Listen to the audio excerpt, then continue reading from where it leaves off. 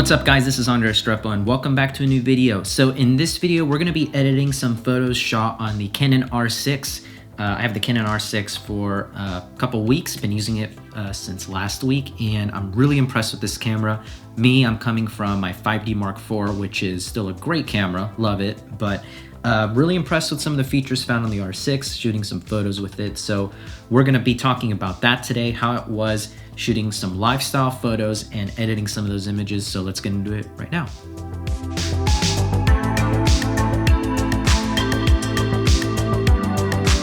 So before we get into editing these photos, a little bit of backstory. We did a lifestyle shoot for some people in real estate. They had an idea of just taking some, not headshots, but just more lifestyle portraits in the field. And it was a perfect opportunity for me to test out the R6 with no extra lighting, just natural light that I found in these model homes, and just to see how it would perform. And most of them were shot with my Sigma 35-1.4, and one shot that you'll see was shot with a Canon 24-70. So coming from a DSLR, the mirrorless capabilities made it a lot easier and autofocus a lot more accurate. One of the biggest gripes I have with Sigma Arts is the autofocus.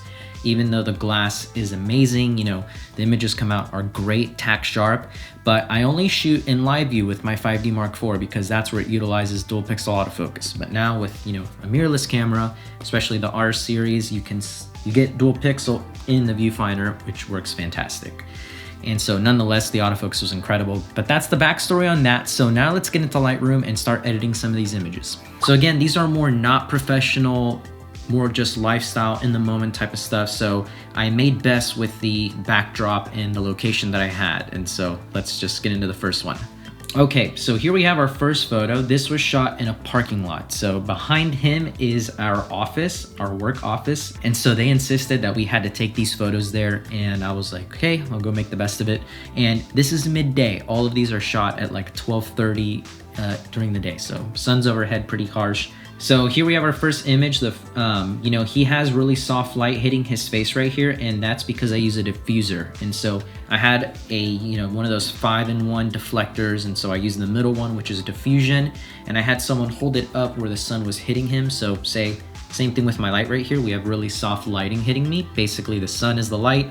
We had a layer diffusion, making it soft when it hits the subject. So worked out pretty good. So now the first thing I like to do is turn on my lens correction. So this was the only photo in the shoot shot on the 24-70. The rest I just wanted to use my 35-1.4. Then I like to do the alignment, just make sure the photo is level. I don't really like when things are crooked, you know, skewed, rotated, whatever. So it was pretty accurate right there because, again, being that it's mirrorless, I love that I have the in-camera leveler. Worked so good. White balance, it looks a little cool. I'm just gonna try the daylight setting in Lightroom. Warmed it up a pretty good amount. Now let's go into how I start editing. So I like to first start in the basic controls. Kind of like I do for a lot of my photos is I just drop the highlights, boost the shadows, bring down the whites, boost the blacks, kind of like levels out everything. And so then we can mess with contrast later. I'll show you in a minute. I'm gonna leave the texture, clarity, dehaze. I'm not gonna do much there right now. There's kind of like finishing touches to me. So the next thing immediately that I do is I jump into the tone curve. This is basically one of the most important and powerful tools in Lightroom. Basically how you define your whole image can be done in the tone curve. So I'm gonna first start in the red channel. Yes, red channel, making sure.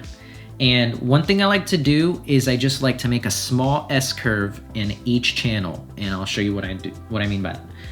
So I'm just gonna come down right here, make an S curve like this, not really dramatic. I'll show you why in a second. Maybe dip the shadows right here a little bit. So like that, really simple S curve. Now in the latest version of Lightroom, you can copy this, you can copy the channel settings. So I'm gonna copy this channel setting and paste it to the same, and paste it over to the green and blue.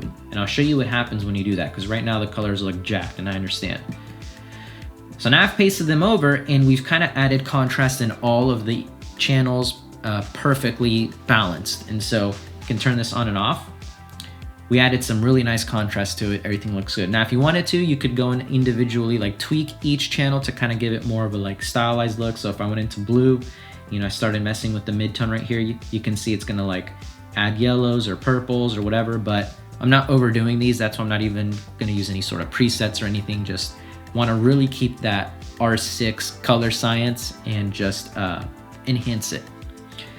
Next thing I do, and this is another thing that I personally like with my images, is I like to fade the highlights a lot. And so I'll show you what I do right here.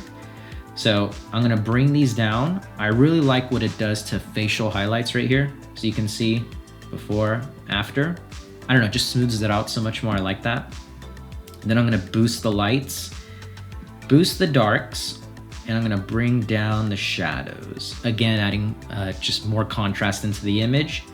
So then now I'm really liking how this is looking. Here's a before and after. Now we can go to our actual tone curve and adjust what we want.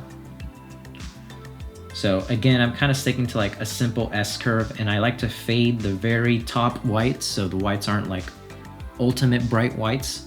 And then I like to bring up the blacks just a little bit, just a little bit. I used to go so crazy with it. I used to do it like, you know, super faded, and nah, don't do that. Unless you like that, whatever. So that looks pretty good already. This is just already, in my opinion, looking a little bit like extra contrasty, if anything. So that's where I would come back up here and kind of bring it back down like that. There we go, that's looking nice. Now let's jump into the HSL panel. So again, I'm not gonna tweak these entirely too much. This is where I'm just gonna maybe add a little bit of stylized editing to the colors, how I like to do. So being that it's like, you know, these greens over here, I'm gonna make them a little bit more yellow along with the yellows, a little bit more red yellow. Blues, I like to be a little bit more aqua. He's wearing a blue suit, so I don't want to completely change the color of that. Just want a little bit of shade of blue, just a little bit. Now for the saturation, I'm actually gonna reduce the blues a bit. They look really strong right here. I always just kind of bring purples and magentas down, not a huge fan of those. Gonna bring down the aquas a bit, and then same with the greens and yellows. Just gonna bring them down a little bit, tone it down. Before and after, looking cool. To make the reds blend more into orange, I'm gonna actually bring that just to like +5. That looks pretty good. So let's turn off the hue saturation. Cool, I like that, not overdone. Color grading, this is the new feature in Lightroom. I really wanna do a whole tutorial on this after I've been messing in a bit more, but again, I'm gonna keep this very minimal. Not gonna be over editing these. So one thing I like to do to all my images is just kind of add a little bit of blue in the shadows, a little bit of orange in the highlights. So right here, gonna go to like saturation of like 7, really low, and then around 200 is pretty good. And then same thing for the highlights, saturation of like 9 maybe, and around 35 to 45 is pretty good to me. Yeah, like right there. And then you can kind of do the same with the midtones. I'm gonna do very little, like 4, and kind of do again on the warm side, so we can turn color grading on and off. Very minimal, I like it. So then I'm gonna actually do some vignetting. I like the way that looks, kind of add the midpoint smaller, bringing down the feathering so it blends in a little more, just makes the person pop. Another effect I like to do, if I don't do vignetting, is doing a radial filter. So basically it's gonna isolate either everything inside your radial or outside of it. So I like that too, but I'm gonna make it a little bit less, just makes your subject pop a little bit more. So here we can see a before and after so far. You know, I'm liking that, looks good. And I'm just gonna fix this crop because I'm pretty sure this is gonna end up on social media, Instagram, or something like that. So I'm just gonna center him right here, just like that. Okay, and that's it. After this, I would put it into Photoshop, kind of retouch his face a bit. There we go, so here's our before and after. Pretty simple. So I'm gonna copy these settings.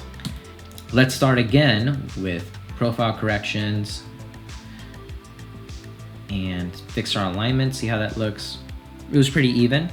Now let's paste the settings from our previous edit. Boom, looks good to me. One thing I'm gonna do is I'm gonna see how this white balance looks. So I always like to find like a neutral point in the photo and then click that. So we were pretty spot on. Bring down the whites a bit. How's these shadows? That's looking good to me. All that dress detail came out perfect. I didn't even realize she had that dress, you know, before, after. So I don't think I'm gonna manipulate too much on this photo. I think this is already done yet again. Let me see if I can cool this down a bit. Yeah, actually like that. That tones it down a little bit and still retains the skin tones pretty well. Let's do a dodge on her. Invert it again. And then bring down the exposure of the overall image. There we go. copy the settings from this. And again, this is like the benefits of using like a not really harsh edit. Here we can test the R6 dynamic range. We can bring the exposure all the way down, and you know, it retained a good amount. Like I thought this floor detail was gonna be gone. Here's before, it looks blown out, and then here it is. Wasn't able to retain too much right here, but it was a white, you know, curtain. I didn't expect it to.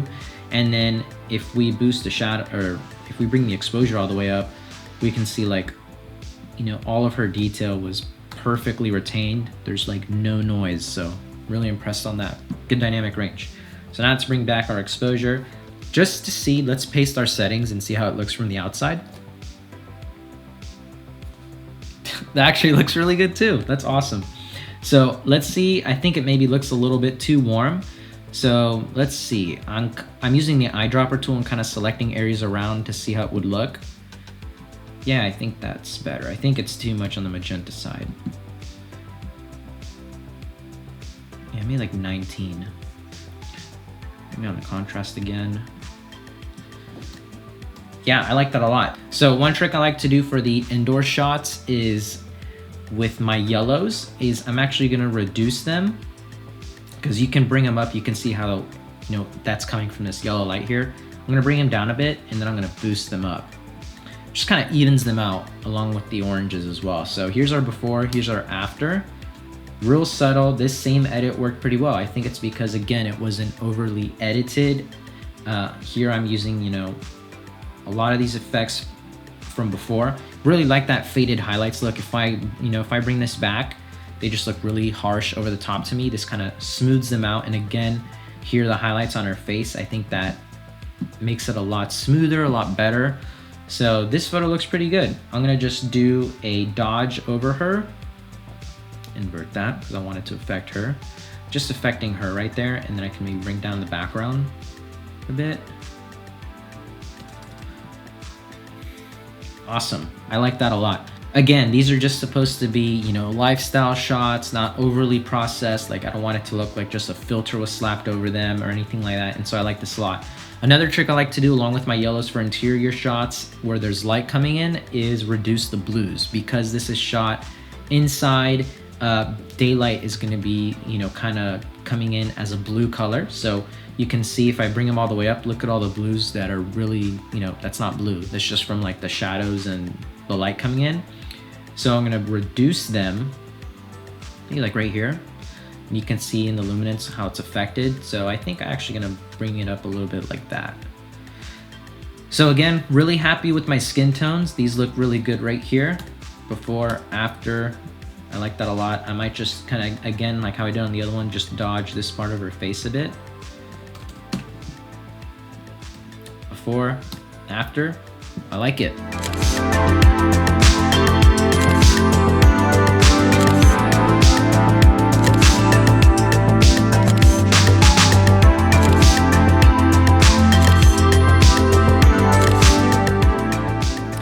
And there you have it, guys. That was our first little look into editing some images shot on the Canon R6 using nothing but natural light and, you know, a prime lens. So really stoked on how those came out. I'm gonna be delivering those here in a minute, but I'm really excited to have my hands on the R6. I've been really wanting to test the waters and possibly jump into the mirrorless game. I think what they're doing is really, you know, really innovative, really awesome, especially because I'm really happy shooting with Canon. You know, I'm not someone that advocates this camera brand or whatever. That just works me and for my style of shooting, and I just really like, you know, their cameras. So coming from a 5D Mark IV and getting all the capabilities that come in here has been, you know, really cool, especially on the video side, but whole nother video on that. Well, that's pretty much it for this video, guys. Leave a like if you enjoyed. Comment down your thoughts on what you thought of these images and editing and anything that you do differently. Would love to hear about it, and subscribe if you haven't already. I would love for you guys to be a part of my channel, and I'll see you guys in the next video. Time to work on that video review.